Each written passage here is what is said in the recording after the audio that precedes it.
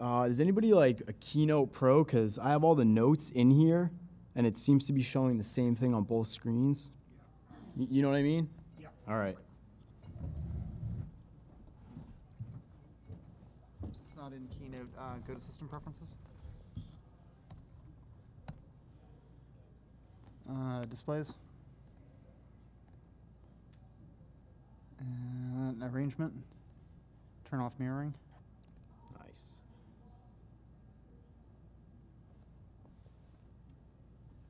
Yeah. Okay.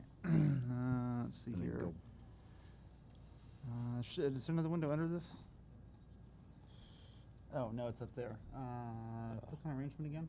We've got them forked into 2 monitors now, and there should be a screen that lets you pick which one's Yeah. which. Yeah, there we go. Drag them backwards the other direction. There you go. Go to Keynote. Go to directive menu bar. Ah, okay, thank you. It's still like. That's okay. Let's just run it and see what happens.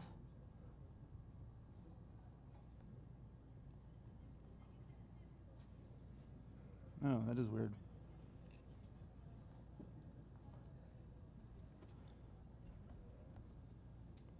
So is it like? Galt tab. I'm sorry. Change to the other LCD window that we have open. So we're on it now, I think. They're like split now. Yeah. Sorry, I don't know the name of this key. Yeah. Tilde. There we are. Sorry, it's been too late in the day.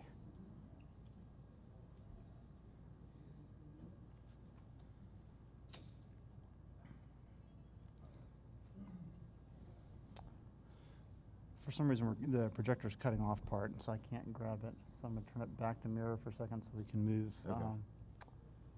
Keynote down.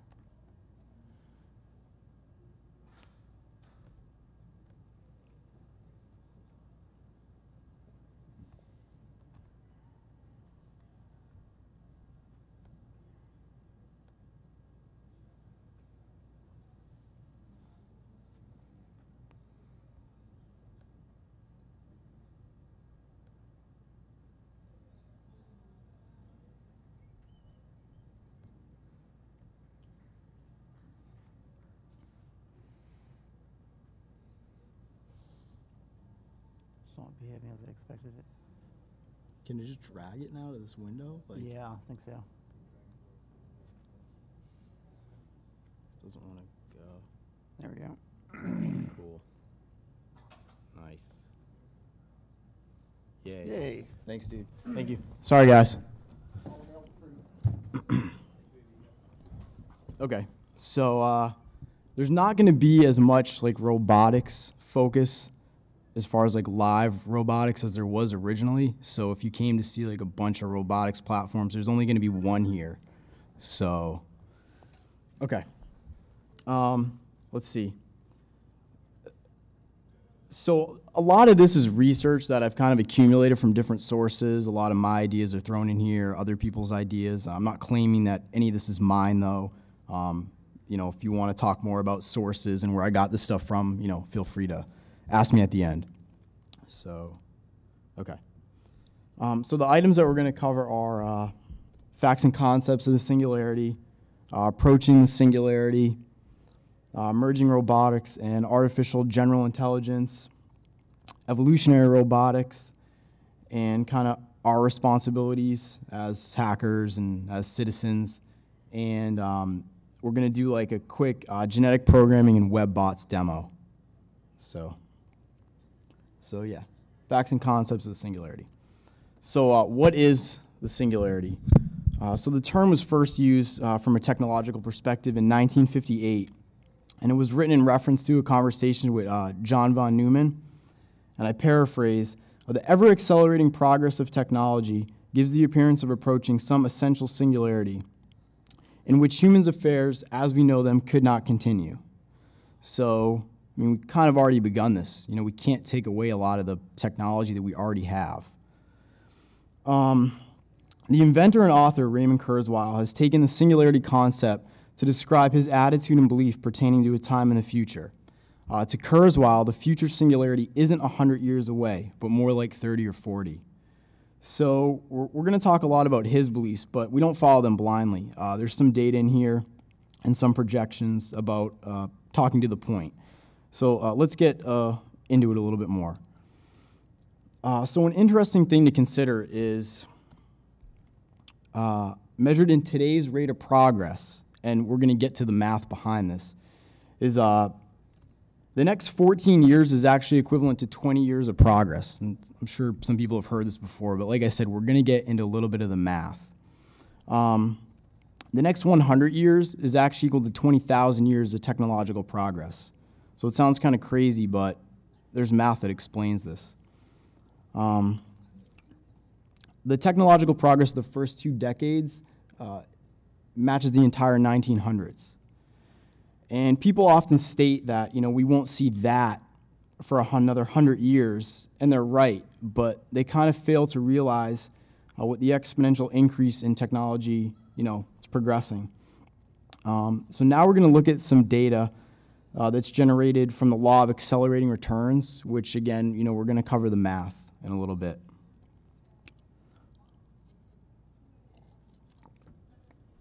So the most important factor of the singularity states that we're on the knee of an exponential curve of technological progress. So this diagram, populated with accurate data, presents a view of the future where our technological capabilities not only rival that of a human brain, but at some point rival the collective power of all human brains. These phases are short-lived as the trend only increases in power and speed. So Kurzweil would project that obtaining such power is between 40 years away. So another major attribute of the singularity is that man-made creations will surpass humans in general intelligence and then go on to create machines of their own. So by general intelligence, we mean, by specialized intelligence, we mean machines and software that service a limited purpose, such as assembling a car or routing internet traffic. And by generalized intelligence, we refer to machines and software that have the ability to solve a variety of complex problems in complex environments. So here we have a slide of Kasparov and Deep Blue in an epic battle. The 1997 contest with Deep Blue was the first competitive match that he had ever lost. And several times during the matches, Kasparov reported signs of mind in the machine. In the second tournament, he worried that there might be humans behind the scenes feeding Deep Blue strategic insight. So Kasparov claims to see into opponents' minds during play, understanding and exploiting their plans. In ordinary chess computers, he reports a mechanical predictability stemming from their undiscriminating but limited look ahead and absence of long-term strategy. But in Deep Blue, to his consternation, he saw instead an alien intelligence. So to understand this alien intelligence, we're going to take a closer look at how Deep Blue works. So Deep Blue contains a large database of opening and endgame positions.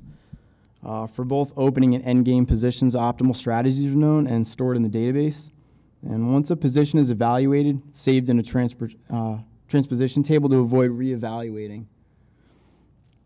Deep Blue is able to search between 6 and 12 plies, and in some cases up to 40. So a ply in chess is a half move. So a 20-turn chess game would consist of 40 plies. So does Deep Blue exhibit intelligence? Researchers show that chess experts recognize and remember meaningful patterns, but it's difficult to design pattern recognition chess programs that match and exceed the ability of humans. So instead, chess programs rely on what computers are good at, lots of calculations and search. So Deep Blue's creators know its quantitative superiority over other chess machines intimately, but they lack the understanding to share Kasparov's appreciation of the difference in the quality of play.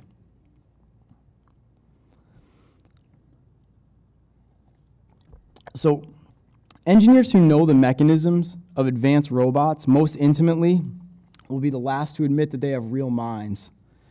A human brain under a neurobiologist's microscope doesn't exhibit the intelligence it does in a lively conversation. And from the inside, robots will indisputably be machines, acting according to mechanical properties. So in 40 years, computer chess has progressed from the lowest depths to the highest human peak of human chess performance.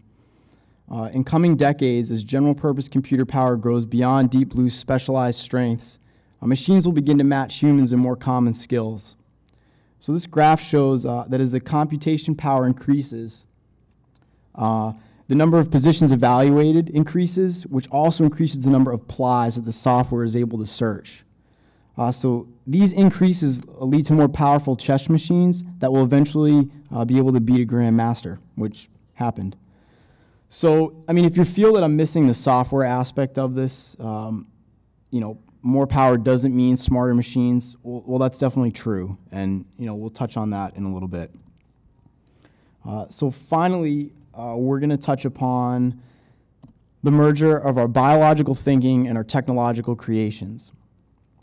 So we've already seen such events and creations in our lifetime. Then we can cautiously extrapolate how these things will be in the immediate future and a few years beyond.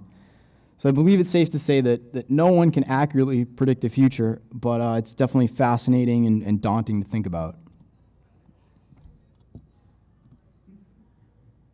So, my audio didn't come in. Victim who is paralyzed put a chip in his brain, connected the chip to the Can you hear it? laptop, No. trained the person to move the cursor on the laptop, and this paralyzed stroke victim can now read email, surf the web, play games, and communicate with you, and he's paralyzed. So you can imagine that in the future, we'll have normal people with microscopic implants with the ability to surf the web just by thinking about it. So this gentleman isn't actually controlling this arm with his brain. He has a foot pedal. But it isn't hard to imagine that, you know, in the future we'll have brain-machine interfaces, and we're going to actually take a look at one now. So this is an owl. Well, this isn't her, but Belle is an owl monkey, and she had a microwire implanted into her frontal lobe. And every 50 to 100 milliseconds, readings are taken. And after training, Belle can control a mechanical arm with just her thoughts. So the 100 neurons provides roughly 70% accuracy in the trajectory of the arm compared to the actual thoughts. And you know, they figure with up to 500 to 700 neurons, they could have a 95% accuracy. So it's definitely exciting to imagine that these two different areas could be combined in the future, and I'm sure that we'll see that at some point. We're going to take a quick look at our biological and technological progress over our history. So this is right from Kurzweil, and it basically says that over the last, billion years, over 1 million years, not much happened, and over 250,000 years ago, such events as the evolution of our species occurred in time frames of just 100,000 years. And in technology, if we go back 50,000 years, not much has happened over a 1,000-year period. But in the recent past, we see new paradigms such as the World Wide Web, with progress from inception to mass adoption within only a decade. So I think that this trend will continue into the future, and it basically boils down to species-altering events will happen in lesser amounts of time. And the fact is our technological evolution will far surpass our biological evolution. So let's look at the law of accelerating returns, which is what we spoke about earlier. And that basically provides the basis for our exponential progress. So what's fueling the explosion? So the law of accelerating returns is the basis of much of Kurzweil's belief that the singularity will happen in the next 30 to 40 years and not in 300 or 400. So it basically states that the rate of technological growth is a doubly exponential phenomenon. So for V, let's say that computer power is a linear function of the knowledge of how to build computers. And this is conservative because innovations improve V by a multiple and not an additive. We should also say that the W is cumulative. These are based on the observation that relevant technological algorithms are accumulated in an incremental way. And let T be equal to time. So the formula basically says that if the rate of change of a function, so dw over dt, is equal to a constant, C1, C2, W naught, times the function, then the solution W is an exponential function, which is basically what he describes as a singularity. And it reinforces his main point that we're going to see technological innovations explode exponentially in coming years. There's a lot of other like math to it and stuff, and I guess we could talk about it later if people are interested. So, I mean, here's, to get a sense of what he's stating and roughly graphing this equation, it would kind of look like this. And as you can see, I mean, the graph starts out with a gradually increasing slope, and then it kind of skyrockets and becomes very steep. And the feeling is that right now we're kind of on the knee of that. So let's talk about like the approach to the singularity.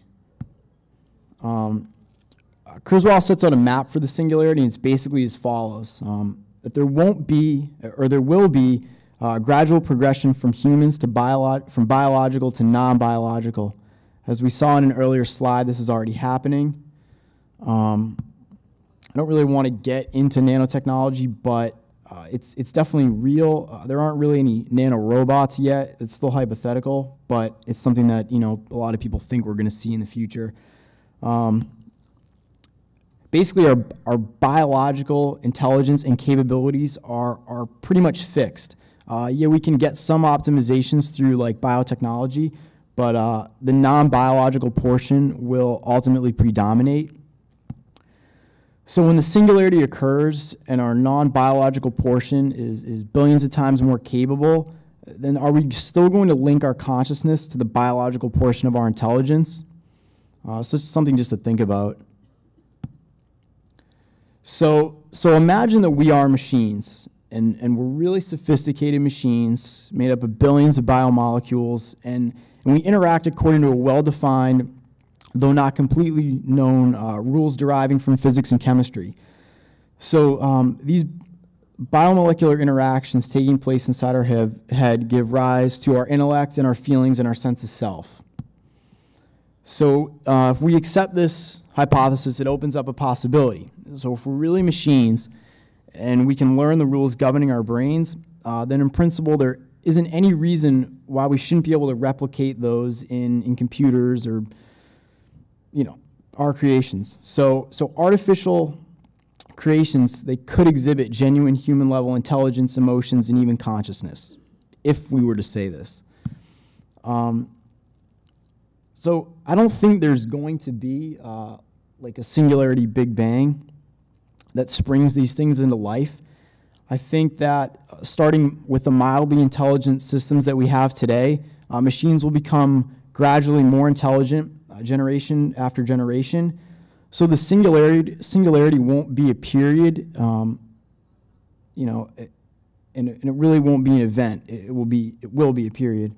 And this period will encompass a time when we will invent, perfect, and deploy even more capable systems, driven not by the imperative of the singularity itself, but by the usual economic and sociological factors.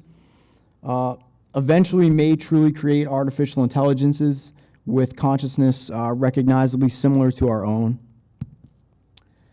So I expect artificial general intelligence of the future, embodied as maybe robots that roam our homes and workplaces, to emerge gradually and symbiotically with our society.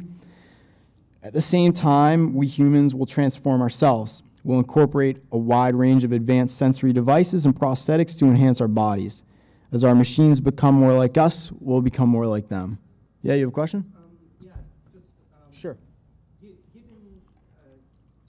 your assertion that you think it will be a smooth singularity, well, actually, I was wondering, is that one of Kurzweil's assertions or your extrapolation from his work? Just given that his work comes from the fact that the equation is asymptotic in nature, I mean, shouldn't it happen more or less, well, so quickly that it is almost Big Bang-like when it hits that asymptotic point, and there's sort of a critical accumulation of technologies that come together to sort of all at once allow this to spring forth? Yeah, I mean, the aspect of, power increasing and Moore's laws and all these things, they're things that are going to happen and they can't really be stopped. But the mind, that us, the Einsteins, the very people the very smart people that have to figure these things out, well, that doesn't follow a schedule. So just because you have the computer power, doesn't necessarily mean that these things are all going to happen. And as far as it being smooth, I think that, we're already doing these things now. We have Roombas, we got iPhones. It's crazy, and you're just going to see it become more ubiquitous. And so, I don't really feel that we're just going to wake up one day and we're going to be in the Matrix. I just don't really see that happening. But while it doesn't follow a set and predictable, well, it is sort of a semi-predictable schedule in terms of the rate of development of new technologies. You can actually look at certain capabilities and say, given the current rate of progress in this given field, we should be able to do this at a given time, and that it is the intersection of the maturing of all of those technologies simultaneously. I agree with you, and Kurzweil would say so, but I personally don't think it will be that way. I think it will be a little bit smoother. I think we'll just start to see these things because I don't know. The math says that it's going to happen. It's going to be a big bang. That's what the math says, but that's not how I feel. But let me get to this guy, and we can yeah. There's one example potentially of the singularity is a concept from that predates Kurzweil from the 60s called an ultra-intelligent machine. The idea is if we can design a machine that is even marginally smarter than we are, it then designs a machine smarter than it, and so on and so on. You can telescope out. Right. That's the point at which it gets outside of our control. Sure. Yeah, I agree, but I don't see us I see more of the prosthetics and that part of the machine being put in us, where we still have this control and pieces being changed, where our will and our thoughts and our control is still there, where it's not totally like a Skynet thing where we flick the button and it's. The biological equivalent of that, we're able to amplify. Suppose we're able to amplify a person's intelligence. Then once they've got that intelligence, they figure out ways to amplify it further. Right. And so on. That's the biological equivalent of it, but they're both singularities where it basically you can't predict how far it can go. Right. And if you look at the examples, Cog wasn't governed by the three laws. So you take that project and project it further out. Our will or whatever our intent is with projects like that, unless things are very deliberately constrained by a set of rules, like the three laws, then we won't have that kind of control. Yeah, I don't know how I feel about the whole three laws thing. But a similar framework. No, I understand, and that's why I feel like I guess I hope it's smooth, because if it's smooth, these things are part of us. There's some interaction there. There's some understanding, versus flipping the switch and then it being, well, we don't need you anymore. Remember, digital rights management could be considered the three laws written by corporations. Yeah. You like your Vista? Right. Yeah. So one of the problems that I always see when people discuss this is that people they're approaching it like you're looking at the future and what's going to happen in the future. But kind of what presentations like this are about is pretend you're in the future looking at the past. There will be a slow ramp up. The internet happened, prosthetics happen, the ability to compute grows exponentially, and it might appear to people from the outside that they're just going to wake up one day and intelligence is ridiculously smart. But when they look back over time, it's going to have been a slow ramp up, and it's going to look like that on a graph. But you just might not see it that way as it's happening. Sure. If that makes sense. All right, we'll keep going, and then we'll do questions. So we're going to talk about some roadblocks and stuff now. So over the past 50 years, artificial intelligence has made tremendous progress. You can find AI-based capabilities in things such as the search engines and voice recognition, stock trading apps, but you can't really engage in a heart-to-power source chat with any of them. So we definitely have a lot of hard problems before we build anything that might qualify as artificial general intelligence. And yeah, this is speaking to your point that, you know, a lot of problems become easier as computer power reliably increases exponentially. But we also need, you know, fundamental breakthroughs. And, you know, those will happen when they happen. Definitely, I mean, they might be able to be somewhat predicted, but they take time. But now we're going to look like specifically into robotic controllers and genetic programming. I don't know, is anybody familiar with genetic programming? Okay, cool. So let's just recap the Singularity. Oops. Yep. So some of these, you know, are still science fiction, but, you know, we probably be very likely at some point. We'll begin to use science and technology not just to manage the world around us, but to manage our own human biology. Changes will be faster and more profound than the very slow changes that would occur over thousands of years as a result of natural selection and biological evolution. But it's kind of funny what's happening right now in Oxford, England. There's a conference whose main focus is global catastrophic risks. And on the final day of the conference, the focus will be on unintended consequences of new technologies, such as super intelligent machines.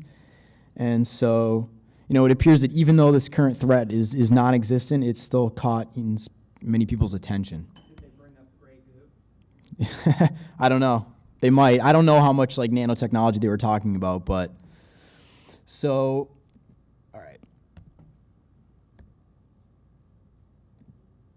Yeah. So is anybody familiar with the Capera 2 robot? Okay. So that's cool then. I guess you guys will learn something. So is anybody familiar with evolutionary robotics? Okay, cool. Great. So we're going to talk about that. So evolutionary robotics is a technique for automatic creation of autonomous robots, and it's inspired by the Darwinian principle of selective reproduction of the fittest. So it's, as far as I know, it's a pretty new approach, maybe 30 years old, and it looks at robots as autonomous artificial organisms, and they develop their own skills in close interaction with the environment without human intervention. And there is human intervention, but the point is that the behaviors that they're evolving, humans aren't interacting with them at that point. So I'm just going to go over some of the hardware and software. So this is the Kepler 2. There's one right here. It's a robot that was built by K-Team, a Swiss-based company.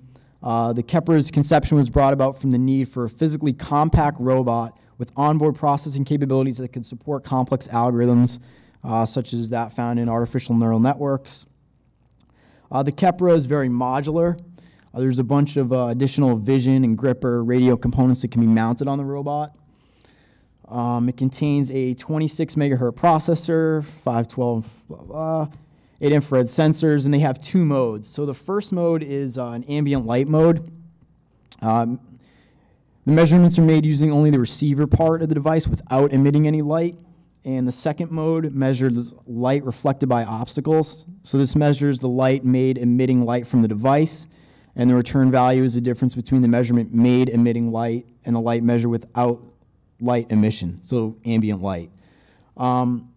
So for evolution robotics, the Kepler is probably one of the most popular robots. So is anybody familiar with WebBots? Okay. So the software that we're using is WebBots. It's probably my favorite simulator. I've used some other ones, but WebBots is just really cool. But the professional version's really expensive, so kind of sucks. But basically, WebBots, it supports a bunch of different robotics platforms. It's got a 3D world, programmable characteristics for all the elements in the environment. And it can interface directly with the Capera through RS-232.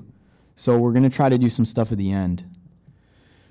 The basic idea behind evolutionary robotics is that an initial population of different artificial chromosomes, each encoding the control system of the robot, are randomly created and put in an environment. Each robot is then let free to roam the environment and act accordingly to a genetically specified controller, which, while its performance on various tasks is automatically evaluated. So the fittest robots are allowed to reproduce by generating copies of their genotypes, in addition to change introduced by some genetic operators, such as mutation. And this process is repeated until an individual is born which satisfies the performance criteria set by the experimenter.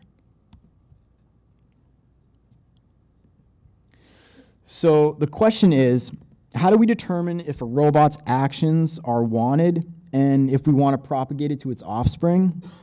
So this is where we apply the fitness function. For this example, let's examine the task of obstacle avoidance because it's pretty basic and it's needed for many real-world applications. For the Kepra, basically this task is equivalent to minimizing the proximity sensors while moving through the environment. So the following fitness function encourages the robot to move in a straight line through the environment and punishes the robot for proximity, object proximity. So let's actually take a look at the fitness function. So that's the fitness function, and basically M1 and M2 are the motor values, which is -1 would be 0, -1 would be backward, 0 would be stationary, and +1 would be it's moving forward. S0 through S7 are the 8 proximity sensors. And right now they would be, let's say they're reading in mode 2, which is proximity detection. A and B are tuning weights used to imply importance to the two main pieces of the equation, the motor values and the sensors. So as the value of B approaches 0, the fitness function becomes more forgiving as the Kepler approaches walls and obstacles. So, yeah, sorry, there they are. So here's a sample run, 5 sample runs from our Kepra. Basically, we're looking for actions that provide a fitness greater than 0. So if you look at R1, it shows the robot's moving both motors. He's driving forward, but the sensor S0 is reading very high, so it's getting a low fitness value. It means it's probably really close to an obstacle. We don't want that. So let's look at R2 and R3. So in the fitness function, we don't care if the robot's moving forward or backwards. You'll also notice that all the sensors are reading no values, which means the robot isn't in proximity of any walls or obstacles. So it gets a good fitness value for that. R4 is similar to R1, except we've reduced the weight of B. So this allows the robot to approach obstacles in closer proximity, and it might not be penalized as much. It still provides kind of a subpar fitness. And R5 isn't a bad fitness, but in this case, the robot would actually be spinning in a circle, which isn't very good behavior. But it's possibly all right for the first few generations, so we might let it go. Oh, there's some sample code there for calculating fitness values, but we're going to do some demonstrations at the end anyways. So we're going to talk about genetic programming quickly. So the basic question is, how do we evolve these robotic controllers? And one answer is via genetic programming. So genetic programming utilizes an evolving population to solve problems within the fitness landscape, which is shown here. And it's basically a 3-dimensional graph with valleys and peaks. A number of individuals are randomly scattered on the landscape, as you can see, all the little dots. Our prior fitness algorithms apply to each individual on the landscape, and those closer to the peaks are found to have a higher fitness value, and thus are allowed to propagate their genes via offspring. So it's important to note there are numerous peaks in this diagram. Capital O sub 2 is actually the global solution within the search space. That's our optimal solution to whatever problem we're trying to solve. And all the lower peaks are local solutions, so they may solve our problem and they may satisfy the fitness function, but they're probably not the best solution to the problem. So this is for tree-based genetic programming. So offspring can be formed in a few ways. At first, we're going to concentrate on crossover via tree-based genetic programming. So just imagine that each of these individuals is a complete computer program. In the examples here, each individual can be evaluated simply for demonstration purposes. But imagine that each individual is a complex program that could possibly drive a motor or read sensor values or react to the environment. So the way we determine the fitness of the program is by running it, which in our case could be run via the live robot or in the WebBot simulator. And the fitness is calculated by running these with a variety of inputs, so our sensors and our motor values, and we see how close the program's output is to our desired results. So we're going to do a demonstration pretty soon to show you exactly what I mean. As you can see, this is a single point crossover, and it isn't totally random. The genetic algorithm forces that the computations are still like syntactically correct computer programs.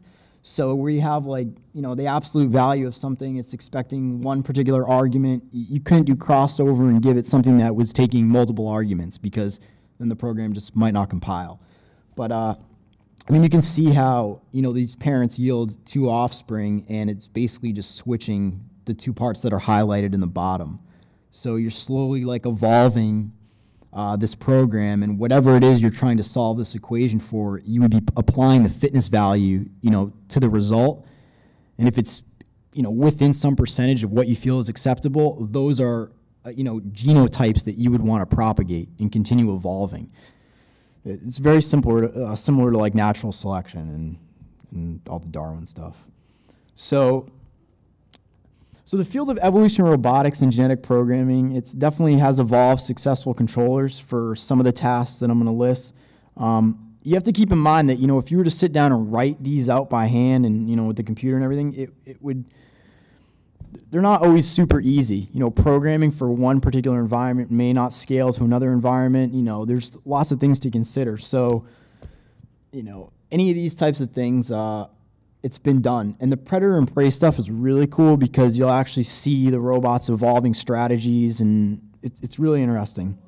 All these things, they're not too amazing, but it is pretty cool that you can evolve programs that do this stuff. So, probably more exciting in the coming years. So here's a really recent experiment by one of the leaders of evolutionary robotics, Dario Floriano. And basically, a group of identical robots were placed in an environment that contained food and poison. Has anybody heard about this? No? Okay. So the robots couldn't tell which items were food or poison until they were nearly touching those red stationary objects. And for 4 different types of colonies of robots, they were allowed to eat, reproduce, and expire. And by the 50th generation, the robots had learned to communicate. As you can see, they'd light up to alert others that they'd found food or poison. And the 4th colony, so sometimes it evolved cheetah robots, and they would actually light up and tell others that the poison was food, and they themselves would go roll over the food source and chow it down without telling anybody else what they had found. So if you think for a second about the fitness landscape that we were talking about, you could kind of hypothesize that developing a cheating behavior, it could be a local peak. So yeah, sure, it works, but it may not work in the long term. If you continue to propagate the genes to numerous offspring, and there's an overwhelming % of the population that's involved in this deceitful behavior, they might start killing each other and just making a lot of mistakes, and it's probably not the best thing. But it's still interesting to see that none of this was programmed. They evolved this behavior. So it's just one recent example, and it's pretty interesting. So this is pretty short, but basically, Sorry, 1 second. oh, sorry. That previous video? Yeah. Exactly what's going on there? Like, was one source poison, the other source food? I didn't really understand what was happening. Yeah, sure. The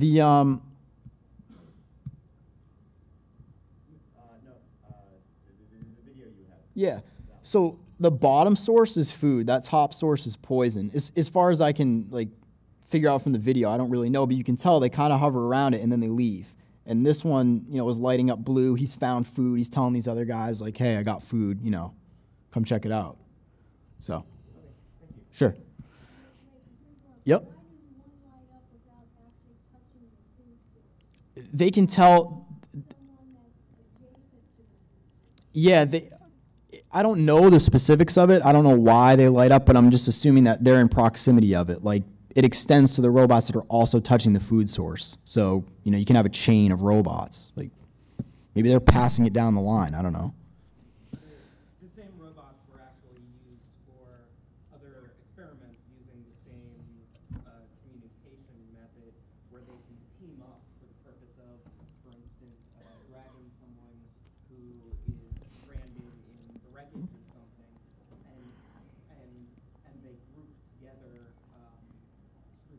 and cluster by means of using the color coding for communication.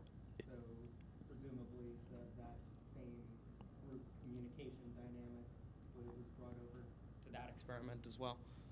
Yeah, I mean, on that point, I mean, they definitely evolved on their own, like, swarm behaviors. Like, nothing was programmed, so it's pretty interesting. So, I don't feel that we're going to be replaced by software robots anytime soon, but we are going to see our biological evolution being surpassed and engineered with our technological creations. So, I just think it's important that, everybody here just keeps doing what you're doing. We're all here for a reason. We enjoy this shit, whatever. And, I'm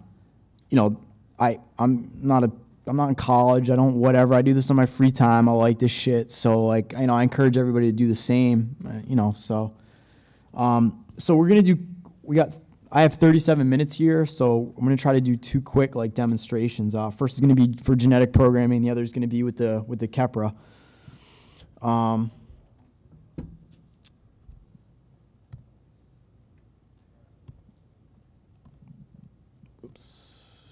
Okay. Oh, man. You might want to go back to mirror mode. Okay.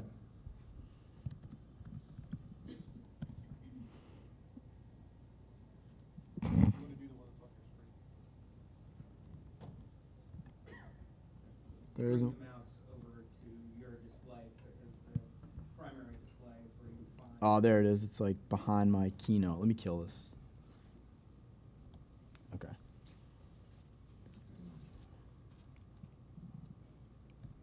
Okay. So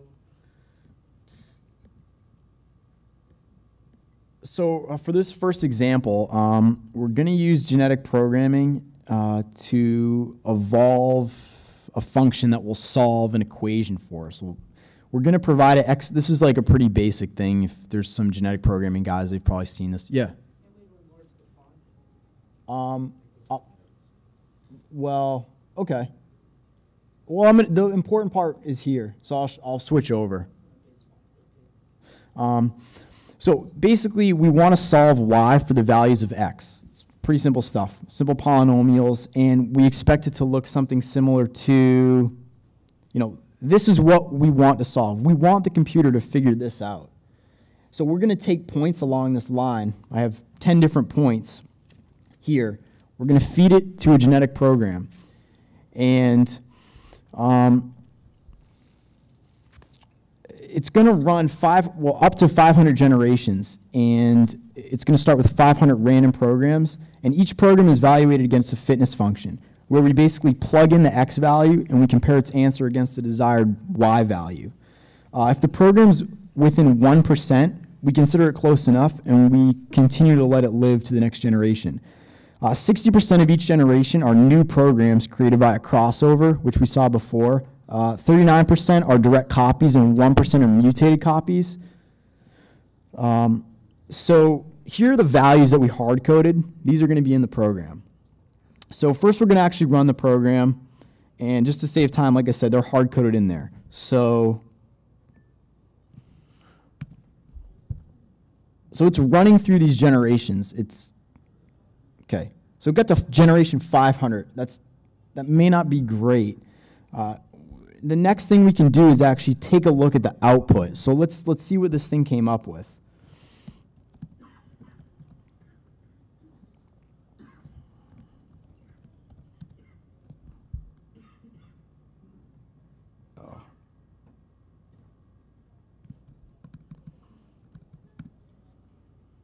So that looks pretty accurate. You can see the float GP function there, and that looks pretty good. So let's test it out. What we're going to do is we're going to run this check x, where we have all the x values already put in here. It's going to compute the y values and then match them against the set that we already gave it. Like, it's already hard-coded to save time, but it is actually using this function that was generated. So let's take a look at the output. So sweet. I mean, this looks pretty damn good. Like, you can see the y values are what they're hard-coded, the first y value, and the second y value is what it was actually calculated as. And you can see that, I mean, they're all right. Well, the first one's kind of fucked up, but the rest of them look really good. So, I mean, basically what happened here is we took up to 500 generations and we were able to evolve that float GP function, which actually solved for the XY values that we provided for that particular polynomial. So, yep. Can you plug that equation there into your graph program so we can compare the two curves? Not without like stripping out all that shit. But I mean, if you look at it, like, minus that whatever's wrong with this first one, all those other values are right. It's gonna graph to the same thing. I'm pretty sure. I mean, all those other values. I don't know what's wrong with the first one, but we could try it after. I don't want to strip it out right now. Any other questions? Okay. Then the next thing we'll do, do we have time? Yeah. Okay. This thing's kind of geeked out, but. So this is the WebBot simulator. Oops.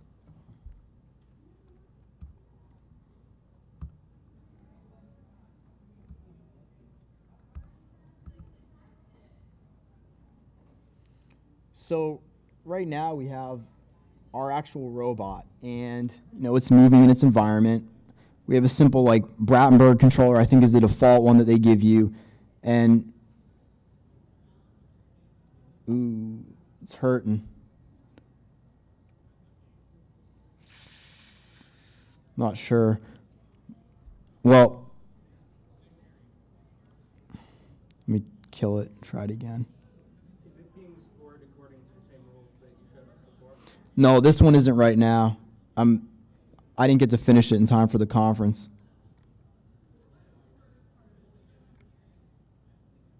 This thing's geeked. Let's try it again. All right.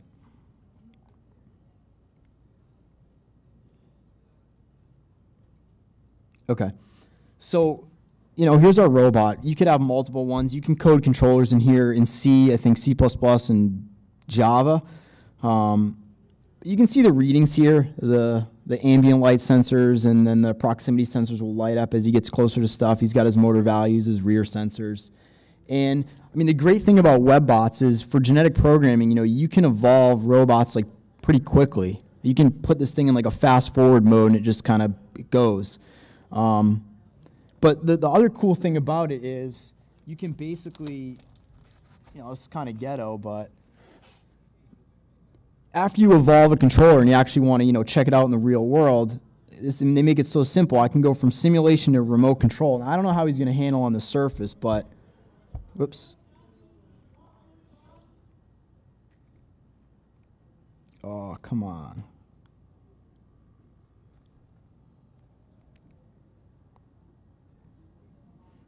It's not having it.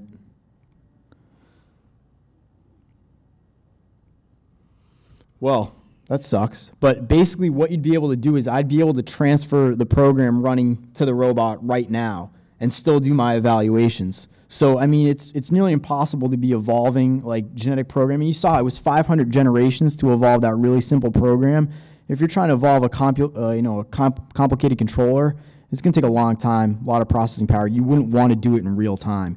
You'd want to at least evolve it to like a particular point and then transfer it to the robot. I don't know why, it's not letting me do it, but sorry. Well, we can fuck with it later.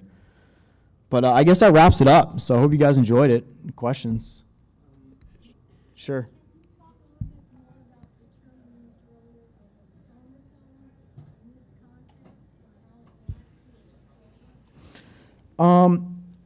Yeah, basically like the chromosome is like a string of bits. And in those examples, it was the actual like code there. It could be even simpler. I mean, to look at it really simply, it could be zeros and ones. And you're using that 1 point crossover to do like, say you have 4 zeros, 4 ones, you want to cross them over, you have, 0, 0, 1, 1, and 1, 1, 0, 0. I mean, that would be the chromosomes at their simplest point.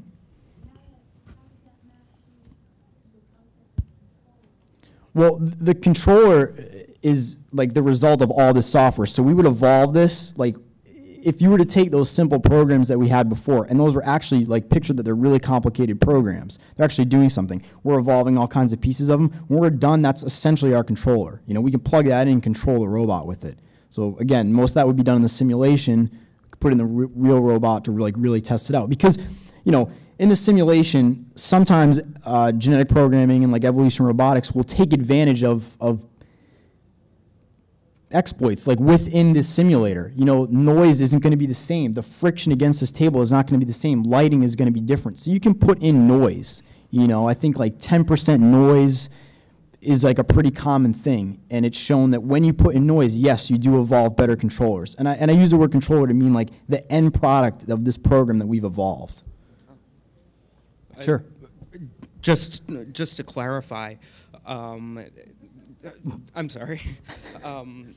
Basically, the chromosomes are determining various behavioral characteristics of the program, and its suitability is then, you know, being evaluated based on criteria. The behavior is, the resultant behavior is being simulated and then judged, and then it comes down to not natural selection, but artificial selection as determined by that criteria, whether it's survivability in a certain environment or whatever, but it comes down to the same principles of evolution, and the rate at which it happens is determined by, you know, mutation speed, how randomness is implemented in the evolution process at each step. But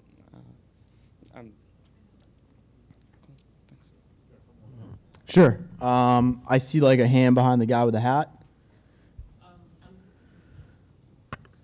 I'm curious how your research has been affected by other research into metaphysical concepts such as auras and energy and those sorts of things, because I don't believe we can talk about AI or artificial intelligence or consciousness without those concepts as well.